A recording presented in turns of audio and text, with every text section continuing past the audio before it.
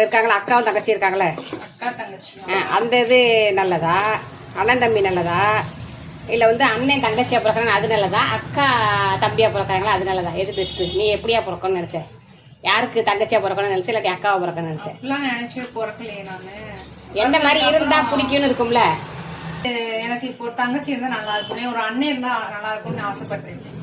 எனக்கு எப்படின்னா இப்ப தம்பியா போயிட்டாங்களா 2 பேரும், அண்ணன் தங்கச்சி பாசம் தான் பெருசுன்னு சொல்லுவாங்கல்ல, அதனால அண்ணன் இருந்துதான் நல்லா இருக்கும் அப்படின்னு அண்ணன் வேணும்னு நான் யோசிச்சிருக்கேன்.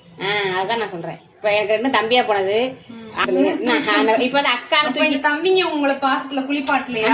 அக்கான்னு அக்கா தாய்க்கு அப்புறம் அக்கா அப்படிங்கிற மாதிரி ஆக்கிட்டாங்க. இது தங்கச்சின்னா அவங்க அப்பாவா இருப்பாங்களா நம்மளுக்கு, அந்த மாதிரி அந்த பாசம் அந்த பேட்டிங் அது சூப்பரா இருந்தது.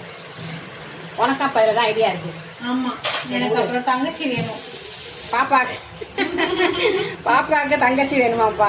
ஆமா, தங்கச்சி தான் நல்லா இருக்கும், தங்கச்சி தான் நல்லா இருக்கும் அப்படின்னு சொல்லுது.